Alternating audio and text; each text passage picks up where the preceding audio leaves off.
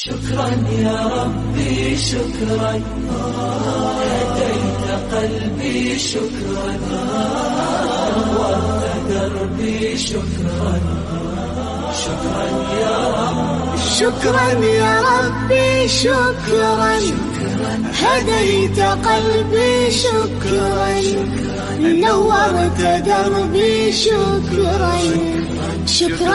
السلام عليكم ورحمة الله وبركاته. أعوذ بالله من الشيطان الرجيم. بسم الله الرحمن الرحيم. الحمد لله رب العالمين. اللهم صل على سيدنا محمد وعلى آل سيدنا مولانا محمد. رب اشرح لي صدري ويسر لي أمري واحلل عقدة من لساني يفقه قولي. أعوذ بكلمات الله التامة من كل شيطان وهامة ومن كل عين لامة ولا حول ولا قوة إلا بالله العلي العظيم. ബഹുമാനരായ സഹോദര സഹോദരിമാരെ, നമ്മൾ സൂറത്തുൽ മുദ്ദസിറാണ് പഠിക്കുന്നത്. വലി റബ്ബിക ഫസ്ബിർ. ബിസ്മില്ലാഹിർ റഹ്മാനിർ റഹീം. വലി റബ്ബിക ഫസ്ബിർ എന്ന 7ാമത്തെ ആയത്താണ് നമ്മൾ പഠിച്ചുകൊണ്ടിരിക്കുന്നത്. അള്ളാഹുവിനോട് ക്ഷമിക്കുക.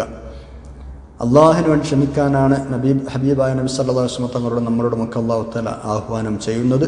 പരിശുദ്ധ ഖുർആനിൽ മുൻകഴിഞ്ഞ പ്രവാചകന്മാരോടൊക്കെ ഇതേ ആഹ്വാനമാണ് അല്ലാഹു തആല നടത്തിയത് എന്നും നമ്മൾ പറഞ്ഞു. ക്ഷമിക്കണം എന്ന് നാവുകൊണ്ട് പറയാൻ എളുപ്പമാണ്, പക്ഷേ ജീവിതത്തിലേക്ക് എടുക്കാൻ പ്രയാസമാണ്. അതിനെ കുറച്ച് മെനക്കെടുണ്ട്. അള്ളാഹു നമ്മളെ സഹായിക്കട്ടെ, ആമീൻ. ക്ഷമയെ 3ആയി തിരിച്ചിട്ടുണ്ട് പണ്ഡിതന്മാർ. വേറെയും പല തരംതിരിവുകളുമുണ്ട്. പ്രധാനപ്പെട്ട ഒരു ക്ലാസിഫിക്കേഷനാണ് നമ്മൾ പറയുന്നത്. ഒന്ന്, അള്ളാഹുവിൻ്റെ കൽപ്പനകൾ അനുസരിക്കാനുള്ള ക്ഷമ. അതിന് ബന്ധപ്പെട്ട ക്ഷമ വേണം, നല്ല ക്ഷമ വേണം.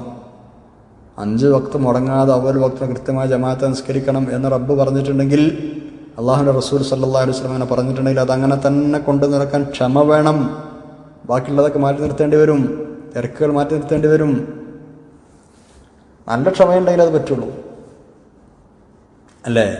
രണ്ടാമത്തേത്, അള്ളാഹു തആല ചെയ്യരുത് എന്ന് പറഞ്ഞ കാര്യങ്ങൾ ചെയ്യാതിരിക്കാനുള്ള ക്ഷമ. അതും ഭയങ്കര ക്ഷമ തന്നെയാണ്. തെറ്റുകൾ ചെയ്യാതിരിക്കാനുള്ള ക്ഷമ. ഒരുപാട് ഉദാഹരണങ്ങൾ പറയാം. നമുക്കൊക്കെ അനുഭവങ്ങളാണല്ലേ.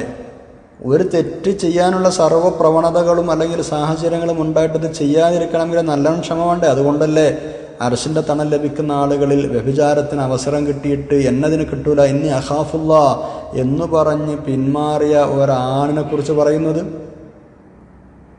അല്ലേ? എല്ലാ സാഹചര്യവും മൊത്തം ഒരു പെണ്ണ്, സൗന്ദര്യമുണ്ട്, എല്ലാം ഉണ്ട്, ആരും കാണൂല, വളരെ രഹസ്യമായൊരു സ്ഥലത്ത് വിളിച്ചു കൊണ്ടുപോയി വ്യഭിചാരത്തിന് വേണ്ടി പ്രേരിപ്പിച്ചാൽ ഇന്നി അഖഫുല്ല എന്ന് പറഞ്ഞ് അവൾ അടുത്തു നിന്ന് മാറി വരുന്ന ഒരാൾക്ക് അർശിന്റെ തണലുണ്ട്. അത് ക്ഷമ കൈകൊണ്ടതാണ് അവിടെ പ്രശ്നം. അതാണ് അവിടുത്തെ കാര്യം. ക്ഷമ കൈകൊണ്ടതാണ് അവിടുത്തെ പ്രധാന വിഷയം. 3ാമത്തെ തരംതിരിവ്, സ്വന്തം ഇഷ്ടപ്രകാരമല്ലാതെ സംഭവിക്കുന്ന എല്ലാ ആപത്തുകൾക്കും അപകടങ്ങൾക്കും മുന്നിൽ പിടിച്ചു നിൽക്കുക. അതും വലിയൊരു വിഷയമാണ്. സ്വന്തം കൈക്രിയ കൊണ്ടോ അതല്ലെങ്കിൽ നമ്മളെന്തെങ്കിലും കാട്ടിക്കൂട്ടിയിട്ടോ അപകടങ്ങൾ വരികയാണെങ്കിൽ പിന്നെ നമ്മളെ തന്നെ കുറ്റപ്പെടുത്താം, ഞാനങ്ങനെ ചെയ്തുകൊണ്ടല്ല. ഇനിയിപ്പോൾ അങ്ങനൊന്നുമല്ല. നമ്മളറിയാതെ, നനച്ചിരിക്കാതെ, സ്വപ്നത്തിൽ പോലും വിചാരിക്കാത്ത ആപത്ത് മുസീബത്തുകൾ നമ്മുടെ ഇടയിലേക്ക് നമ്മുടെ അടുത്തേക്ക് കയറി വരിക. അല്ലാഹു തആല നമ്മൾ അത്തരം പരീക്ഷണങ്ങൾ കൊണ്ട് പരീക്ഷിക്കുക, അപ്പം ക്ഷമിക്കുക. ഇത് 3ഉം അത്യാവശ്യം എന്താണ് പറയുക, നന്നായി മെനക്കെട്ട് ശീലിക്കേണ്ട സംഗതികൾ തന്നെയാണ്. കൽപ്പനകൾ അനുസരിക്കാനുള്ള ക്ഷമയും തെറ്റുകൾ ഒഴിവാക്കാനുള്ള ക്ഷമയും മുസീബത്തുകൾ വരുമ്പോൾ അതിനു മുമ്പിൽ പിടിച്ചു നിൽക്കാനുള്ള മനുഷ്യൻ്റെ ക്ഷമയും. ഇത് 3ഉം വളരെ പ്രധാനമാണ്. മുഅ്മിനായ മനുഷ്യൻ ഇത് 3ഉം ഉണ്ടാവണമെന്നാണ്. ഇങ്ങനെയൊക്കെ ഇത്തരം വിഷയങ്ങളിൽ കൃത്യമായ ക്ഷമ കൈകൊണ്ട് മുന്നോട്ട് പോയാലോ നിരവധി ഗുണഫലങ്ങളാണ് ലഭിക്കുന്നത്. ഏറ്റവും പ്രധാനപ്പെട്ട ഗുണഫലം അള്ളാഹുവിൻ്റെ സ്നേഹം ലഭിക്കുന്നു എന്നത് തന്നെയാണ്. അതിലപ്പുറം എന്താണ് ഒരു മനുഷ്യന് വേണ്ടത്? അള്ളാഹുവിൻ്റെ സ്നേഹം എന്നതിലപ്പുറം എന്തിനാണ് ഒരു മനുഷ്യൻ അധ്വാനിക്കുന്നത്? വേറെ പലയിടത്തും പരിശുദ്ധ ഖുർആനിൽ ഈ ഒരു സ്നേഹം ലഭിക്കുമെന്ന് അല്ലാഹു തആല പറഞ്ഞിട്ടുണ്ട്. ക്ഷമിക്കുന്ന ആളുകൾക്ക് അവരെ ഞാൻ സ്നേഹിക്കുന്നു. സൂറത്ത് ആല ഇംറാനിലെ 146-ൽ ബിസ്മില്ലാഹിർ റഹ്മാനിർ റഹീം വല്ലാഹു യുഹിബ്ബുസ് സ്വാബിരീൻ. ആയത്തിന്റെ അവസാനം അങ്ങനെയാണ്, വല്ലാഹു യുഹിബ്ബുസ് സ്വാബിരീൻ. അല്ലാഹു തആല ക്ഷമാശീലരെ സ്നേഹിക്കുന്നു എന്ന് കണ്ടോ, സ്നേഹിക്കുന്നു. ഈ ഒരു സ്നേഹം ഭയങ്കരം തന്നെയല്ലേ? ഇതിനല്ല ഇപ്പം നമ്മളാകെ മെനക്കിടുന്നത്. അപ്പോൾ സ്നേഹിക്കുന്നു എന്ന് പറഞ്ഞാൽ നമ്മളെങ്ങനെ മനസ്സിലാക്കുന്നത് അതിനെ? അള്ളാഹു നമ്മൾക്ക് തരുന്ന പരീക്ഷണങ്ങൾ റബ്ബിൽ നിന്നുള്ള സ്നേഹപ്രകടനമായി കാണാൻ നമുക്ക് പറ്റുമോ എന്നാണ് രക്ഷപ്പെട്ടു. അത് എന്നെ ഒന്ന് സ്നേഹിച്ചതാണ് റബ്ബ്. എനിക്കൊരു പനി തന്നു, അല്ലെങ്കിൽ എൻ്റെ കാലൊന്ന് ഒടിച്ചു, എൻ്റെ കൈയൊന്ന് ഒടിഞ്ഞു, ഇത് അള്ളാഹു തആല എനിക്ക് തന്ന ഒരു പരീക്ഷണമാണ്, അള്ളാഹു എന്നെ സ്നേഹിച്ചതാണ് എന്ന് നമുക്ക് തോന്നാൻ കഴിയണം. അവൻ്റെ കാരുണ്യമാണെന്ന് തോന്നാൻ കഴിയണം. അത് വെറുതെ പറഞ്ഞതല്ല. ഇപ്പം നമ്മൾ ആലോചിക്കുക, നമ്മൾ ഒരാളെ സ്നേഹിക്കുന്നുണ്ട് എങ്കിൽ അയാളെ ശിക്ഷിക്കണമെന്നോ അയാളെ ബുദ്ധിമുട്ടിക്കണമെന്നോ അയാൾക്ക് എന്തെങ്കിലും തരത്തിലുള്ള പ്രയാസങ്ങൾ ഉണ്ടാവണമെന്നോ നമ്മൾ ആഗ്രഹിക്കുമോ? ഇല്ലല്ലോ. ആഗ്രഹിക്കുമോ? ഇല്ല, നമ്മൾ ആഗ്രഹിക്കില്ല. അങ്ങനെയാണെങ്കിൽ അല്ലാഹു തആല നമ്മളെ സ്നേഹിക്കുന്നു എന്ന് നമ്മൾ മനസ്സിലാക്കിയാൽ, അപ്പോൾ അല്ലാഹു തആല നമ്മളെ വേദനിപ്പിക്കൂല, വിഷമിപ്പിക്കൂല, പ്രയാസപ്പെടുത്തൂല എന്ന് നമ്മൾക്ക് ഉറപ്പിക്കാം. അപ്പോൾ ഇനി എന്തെങ്കിലും പ്രയാസങ്ങൾ നമുക്കുണ്ടായാലോ അത് അള്ളാഹുവിൻ്റെ സ്നേഹം കൊണ്ടാണെന്ന് നമ്മൾ മനസ്സിലാക്കണം. അത് അള്ളാഹുവിൻ്റെ സമ്മാനമാണെന്ന് മനസ്സിലാക്കണം. എന്തിന് സമ്മാനം? ആ സമ്മാനം കൊണ്ട് നമ്മുടെ തെറ്റുകൾ പൊറുക്കപ്പെടും, നമ്മുടെ ദർജകൾ ഉയർത്തപ്പെടും. അള്ളാഹുവിനോടുള്ള സ്നേഹം, അള്ളാഹു നമ്മളോടുള്ള മഹബത്ത് കൂടും നമ്മളത് ക്ഷമിച്ചാൽ. അപ്പം അങ്ങനെ നമ്മൾ ക്ഷമിപ്പിക്കാനും നമുക്ക് കൂടുതൽ നേട്ടമുണ്ടാക്കി തരാനും അള്ളാഹു നമുക്ക് തരുന്ന ഒരു സമ്മാനമാണ് അത്. സമ്മാനം ആർക്കാ കൊടുക്കല്? സ്നേഹമുള്ള ആളെടുക്കല്ലേ. അപ്പോൾ അള്ളാഹുവിന് എന്നോട് സ്നേഹമുണ്ട്. മനസ്സിലായോ നിങ്ങൾക്ക്? അങ്ങനെയാണ് അതിനെ കാണേണ്ടത്. നമ്മൾക്കിഷ്ടമുള്ള ഒരാളെ നമ്മളൊരിക്കലും വേദനിപ്പിക്കില്ല, ഇറങ്ങാറാക്കില്ല. അതേപോലെ തന്നെ അള്ളാഹു നമ്മളോട് ഇഷ്ടമാണ്. അപ്പോൾ അള്ളാഹു നമ്മളെ വേദനിപ്പിക്കുകയാണെങ്കിൽ, എന്തെങ്കിലും പ്രയാസങ്ങൾ തരികയാണെങ്കിൽ അതൊരു സമ്മാനമാണ്. എന്തിന്? അതും നേട്ടം നമുക്ക് തന്നെയാണ്, അള്ളാഹുവിനല്ല, നമുക്കാണ് നേട്ടം. സുബ്ഹാനല്ലാഹ്. നമ്മളത് ക്ഷമിക്കാൻ വേണ്ടി ഔദാര്യവാനായ അള്ളാഹുവിൻ്റെ സമ്മാനമായി അത്തരം പ്രയാസങ്ങൾ കാണണം. അള്ളാഹു നമ്മളെ ആ ഒരു ലെവലിലേക്ക് എത്തിച്ചു തരട്ടെ. നാവുകൊണ്ട് പറയാൻ എളുപ്പമാണ്, മനസ്സുകൊണ്ടത് ശീലിച്ചെടുക്കണം. നബി സല്ലല്ലാഹു അലൈഹി വസല്ലം തങ്ങൾ ഇങ്ങനെ തന്നെ ഒരു ഹദീസിൽ പറഞ്ഞിട്ടുണ്ടല്ലോ, ക്ഷമയേക്കാൾ വലിയ ഒരു സമ്മാനം അല്ലാഹു തആല ആർക്കും കൊടുത്തിട്ടില്ല. വിശാലമായ ഒരു സമ്മാനം, പെർഫെക്റ്റായ ഒരു സമ്മാനം ക്ഷമയേക്കാൾ വേറൊന്ന് ഒരു മനുഷ്യനും അല്ലാഹു തആല കൊടുത്തിട്ടില്ല. മുത്തഫഖുൻ അലൈഹി ആയ ഹദീസിലുണ്ട്, വമാ ഉഅതിയ അഹദുൻ അതാഅൻ ഖൈറൻ വഔസഅ മിനസ് സബ്രി. രണ്ട് ഗുണമാണ് ആ സമ്മാനത്തിന് പറഞ്ഞത്. വമാ ഉഅതിയ അഹദുൻ അതാഅൻ, ഒരാളും സമ്മാനമായി നൽകപ്പെട്ടിട്ടില്ല, ഖൈറൻ ഏറ്റവും നല്ല സമ്മാനമായി, വഔസഅ ഏറ്റവും വിശാലമായ സമ്മാനമായി, മിനസ് സബ്രി ക്ഷമയേക്കാൾ നല്ല ഒരു സമ്മാനം അല്ലെങ്കിൽ വിശാലമായ ഏറ്റവും നന്മയിട്ട ഒരു സമ്മാനം അല്ലാഹു തആല ഒരാൾക്കും വേറൊരു സാധനം കൊടുത്തിട്ടില്ല. അപ്പോൾ അള്ളാഹുവിൻ്റെ ഏറ്റവും വലിയ സമ്മാനമാണ് ക്ഷമിക്കാനുള്ള കഴിവ് എന്നിവിടുന്ന് മനസ്സിലാക്കുക. ആ ക്ഷമിക്കാനുള്ള കഴിവ് പ്രകടമാവുന്നത് എങ്ങനെയാണ്? മുസീബത്തുകളോ പ്രയാസങ്ങളോ ഒക്കെ വരുമ്പോഴാണ്, അതല്ലെങ്കിൽ അമലുകൾ ചെയ്യുമ്പോഴാണ്, അല്ലെങ്കിൽ തെറ്റുകളിൽ നിന്ന് മാറി നിൽക്കുമ്പോഴാണ്. അങ്ങനെ അള്ളാഹുവിൻ്റെ സ്നേഹഭാചനങ്ങളെ നമുക്ക് പഠനം പറ്റും. അതാണ് അല്ലാഹു യുഹിബ്ബുസ് സ്വാബിരീൻ എന്ന ആല ഇമ്രാനിൽ 146 അല്ലാഹു തആല പറഞ്ഞത്. അപ്പോൾ ഒന്നാമത്തെ നേട്ടമാണ് നമ്മൾ പറഞ്ഞത്, റബ്ബിൻ്റെ സ്നേഹമുണ്ടാകും. രണ്ടാമത്തെ നേട്ടം, അള്ളാഹു എപ്പോഴും കൂടെ ഉണ്ടാകും. അള്ളാഹുവിൻ്റെ മഅയ്യത്ത് ഉണ്ടാകും. മഅയ്യത്ത് എന്ന് പറഞ്ഞാൽ കൂടെ ഉണ്ടാകും. സൂറത്തുൽ ബഖറയിലെ 153 ബിസ്മില്ലാഹിർ റഹ്മാനിർ റഹീം ഇന്നല്ലാഹ മഅസ് സ്വാബിരീൻ 153 ആയത്ത് 153 ആയത്ത് അവസാനിക്കുന്നത് അങ്ങനെയാണ്, ഇന്നല്ലാഹ മഅസ് സ്വാബിരീൻ. അള്ളാഹു ഒപ്പം തന്നെയുണ്ട്, അള്ളാഹു കൂടെയുണ്ട് എന്നാണ് അതിൻ്റെ അർത്ഥം. എന്നാണ് ഇതിൻ്റെ ഇങ്ങനത്തെ പ്രയോഗങ്ങൾ വേറെയും പരിശുദ്ധ ഖുർആനിലുണ്ട്. അപ്പോൾ അള്ളാഹു നമ്മുടെ കൂടെ ഉണ്ട് എന്ന് പറഞ്ഞാൽ നമ്മളും അവൻ്റെ കൂടെ തന്നെ ആയിരിക്കൂലേ. അതെ, അതിനാണ് ഇപ്പോൾ മഅയ്യത്ത് എന്ന് പറഞ്ഞാൽ. അള്ളാഹു നമ്മളൊപ്പം ഉണ്ടെന്ന് പറഞ്ഞാൽ ഞാൻ വേണ്ട, അഞ്ഞിൻ്റെ അടുത്ത് വേണ്ട എന്ന് നമ്മൾ ഒഴിവാക്കൂലല്ലോ, നമ്മളും അവൻ്റെ കൂടെ ആയിരിക്കും. സുബ്ഹാനല്ലാഹ്. യാ അല്ലാഹ്. അപ്പോൾ ഇങ്ങനെ നമ്മൾ ക്ഷമിക്കുക.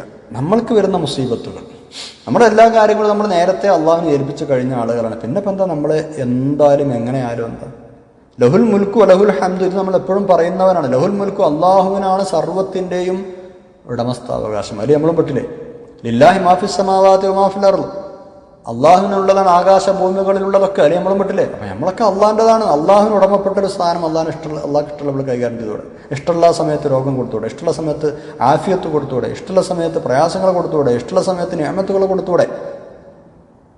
ഇത് നമ്മൾ എപ്പോഴും പാരായണം ചെയ്യുന്ന ആയത്തുകളല്ലേ. നമ്മൾ അള്ളാഹുവിൻ്റെ, നമ്മളെ കയ്യിൽ നമ്മളെ കാശ് കൊടുത്ത ഒരു സാധനം വാങ്ങിയ ഒരു സാധനം നമുക്ക് ഇഷ്ടമുള്ളത് ചെയ്തൂടെ നമുക്ക് എന്നതുപോലെ അള്ളാഹുവിൻ്റെ ഉടമസ്ഥതയിലുള്ള ആളുകളാണ് നമ്മളൊക്കെ. അള്ളാഹുവിന് ചെയ്യാം.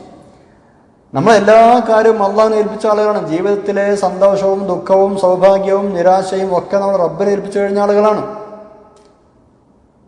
അപ്പോൾ അങ്ങനെ നമ്മളെ ഏൽപ്പിച്ച് നമ്മൾ ക്ഷമ കൈക്കൊള്ളുന്ന സമയത്ത് അള്ളാഹു നമ്മുടെ കൂടെ ഉണ്ടാകുമെന്ന് പറഞ്ഞാൽ, അള്ളാഹു നമ്മളെ ചേർത്ത് നിർത്തുമെന്ന് പറഞ്ഞാൽ, പിന്നെ ആ ഒരു സംരക്ഷണയും ആ ഒരു ലാളനയും നമുക്ക് കിട്ടുന്നു എന്നല്ലേ എൻ്റെ അർത്ഥം.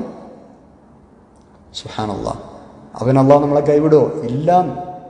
അപ്പോൾ നമുക്ക് ഈമാനിന് മധുരവും കൂടും, നമ്മുടെ ഈമാനിൻ്റെ ലെവൽ അതുകൊണ്ട് ഉയരുകയും ചെയ്യും.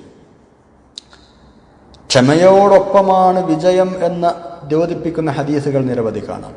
വിജയം ക്ഷമയോടൊപ്പമാണ്. സുബ്ഹാനല്ലാഹ്. അപ്പോൾ അള്ളാഹുവിൻ്റെ സ്നേഹമുണ്ടാവും, അള്ളാഹു കൂടെ ഉണ്ടാകും. മൂന്നാമത്തേത് അറ്റമില്ലാത്ത പ്രതിഫലം എന്നൊക്കെ നമുക്ക് പറയാം. കയ്യും കണക്കുമില്ലാതെ, നമ്മൾ ഈ ക്ലാസ്സിന് ആദ്യം പറഞ്ഞിട്ടുണ്ട് അല്ലേ, കയ്യും കണക്കുമില്ലാതെ തരാം എന്ന് അള്ളാഹു തആല പറഞ്ഞത് ക്ഷമാലുക്കൾക്കാണ്, ക്ഷമിക്കുന്ന ആളുകൾക്കാണ്. സൂറത്തു സുമറിലെ 10 അവസാന ഭാഗം ബിസ്മില്ലാഹിർ റഹ്മാനിർ റഹീം ഇന്നമാ യുവഫ്ഫസ് സ്വാബിറൂന അജ്റഹും ബിഗൈരി ഹിസാബ്. സ്വാബിറൂൻ ആയ ആളുകൾക്ക് പരിപൂർണമായി നൽകപ്പെടും. അതാണ് അതിൻ്റെ അർത്ഥം. യുവഫ്ഫസ് സ്വാബിറൂന, ക്ഷമിക്കുന്ന ആളുകൾക്ക് പരിപൂർണമായി നൽകപ്പെടും. അജ്റഹും, അവരുടെ പ്രതിഫലം, ബിഗൈരി ഹിസാബ്, ഒരു കയ്യും കണക്കൂല്ലാതെ. ഹിസാബിൻ നക്കിറയായിട്ടാണ് പറഞ്ഞത്. ബിഗൈരി ഹിസാബിൻ എന്നാൽ ഒരു കയ്യും കണക്കൂല്ലാതെ. സുബ്ഹാനല്ലാഹ്.